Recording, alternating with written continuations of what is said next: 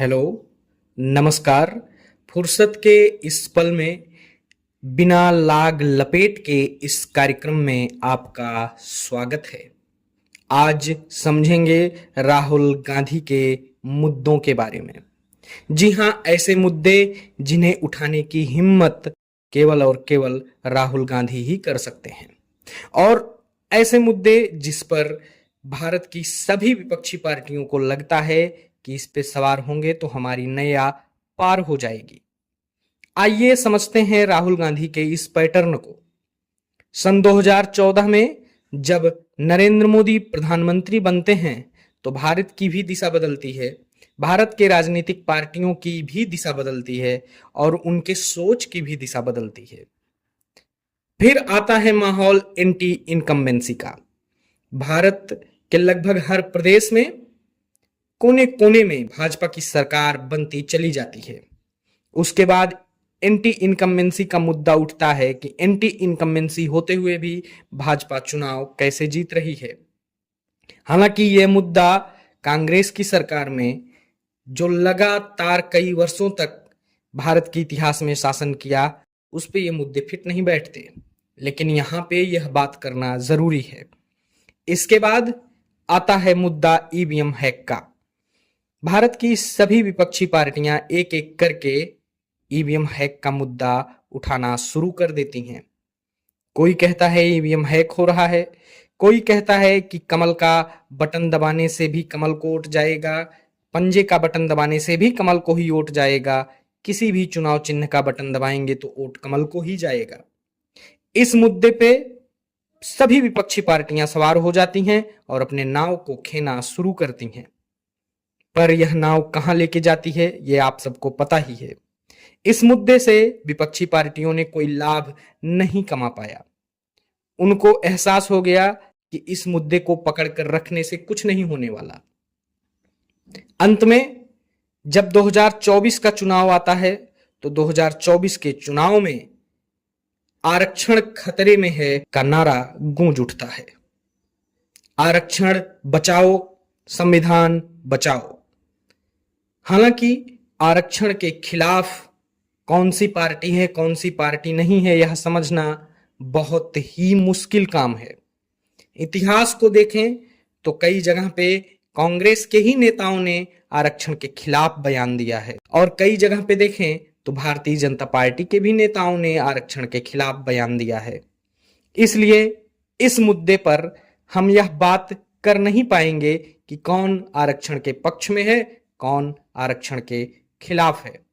पर इतना जरूर कहना चाहेंगे कि आरक्षण के इस मुद्दे पर 2024 का लोकसभा का चुनाव लड़ा गया और भाजपा को इससे क्षति पहुंची, क्योंकि राहुल गांधी और अन्य विपक्षी पार्टियों ने भारतीयों के मन में यह बैठाने में सफलता प्राप्त की कि भाजपा आरक्षण विरोधी है। ओबीसी, एससी, एसटी और जो भी आरक्षण लाभार्थी तबका था, उनको यह महसूस हुआ कि अगर भाजपा 400 के पार पहुंच जाती है सीटों की गिनती में तो शायद आरक्षण को खत्म कर दिया जाए, जो कि शुरुआत से ही 10 वर्षों के लिए ही केवल लागू था। इस मुद्दे पर राहुल गांधी जनता को मोड़ने में थोड़ा हद तक सक्षम हुए और नरेंद्र मोदी को बहुमत का आंकड़ा पार करने से रोक लिया। हालांकि एनडीए को बहुमत का आंकड़ा पार करने से नहीं रोक पाए। इसके बाद राहुल गांधी जी को एहसास हुआ कि हम इस मुद्दे पर ज्यादा समय तक लड़ नहीं पाएंगे। इसके बाद जमीनी स्तर से काम शुरू हुआ वोटर लिस्ट की। वोटर लिस्ट में क्या कमियां हैं ये सबको पता है। हम भी जानते हैं कि वोटर लिस्ट में कुछ कमियां हैं, आप भी जानते हैं कि वोटर लिस्ट में कुछ कमियां हैं। उन कमियों को दूर करने का प्रयास चुनाव आयोग हर चुनाव में समय से पहले करता है, पर फिर भी कुछ न कुछ कमियां रह ही जाती हैं, जिसका फायदा एक वर्ग उठा लेता है, जिसे कहते हैं चुनाव में धांधली करके जीतना। अब ये मुद्दा राहुल गांधी मीडिया के समक्ष लाते हैं एक प्रेजेंटेशन के द्वारा, जिस पर काम किया गया उनकी पार्टी और उनके संगठन द्वारा, और उस पर मेहनत की गई। 40,000 वोटर्स की लिस्ट निकालना कोई मजाक की बात नहीं है। इस पे काम तो हुआ है, और जब राहुल गांधी से यह कहा गया कि आप हलफनामे के साथ चुनाव आयोग में जाएं या अदालत में जाएं, तो राहुल गांधी ने इससे स्पष्ट इनकार कर दिया, क्योंकि उनको यह साबित ही नहीं करना है कि चुनाव आयोग वोट की धांधली कर रहा है या भाजपा वोट की चोरी कर रही है।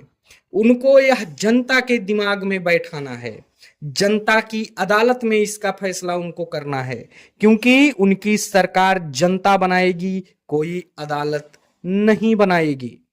इसलिए वह जनता के माइंड में यह सेट करना चाहते हैं कि चुनाव आयोग भाजपा के साथ मिलकर वोट की चोरी कर रहा है या धांधली कर रहा है या वोटर लिस्ट में गड़बड़ी कर रहा है।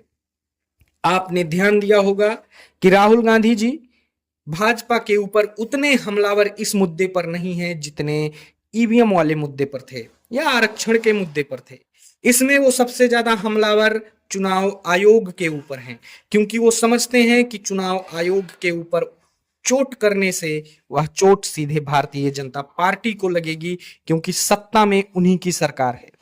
और अगर एक बार आम जनमानस के मन में आरक्षण विरोध की तरह यह बैठ गया कि भाजपा वोट चोरी करके जीत रही है और वह कुछ परसेंट ही भाजपा को रोकने में कामयाब हो पाए, तो यह उनकी एक बहुत बड़ी जीत होगी। क्योंकि अब की बार नीतीश कुमार और चंद्रबाबू नायडू बहुत आसानी से साथ नहीं देंगे, क्योंकि हो सकता है उनकी भी सीटें कम आ जाएं।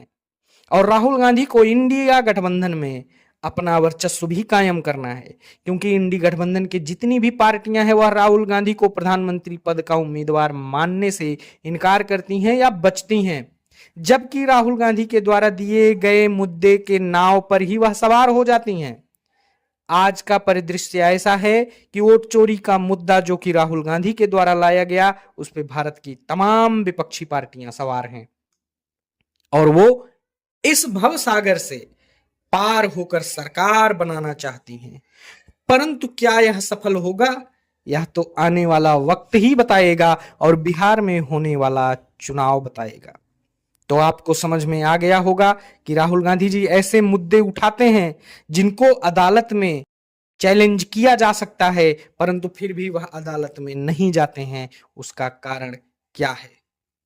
नमस्कार, जय हिंद, वंदे मातरम। मिलते हैं फिर किसी टॉपिक में बिना लाग लपेट के।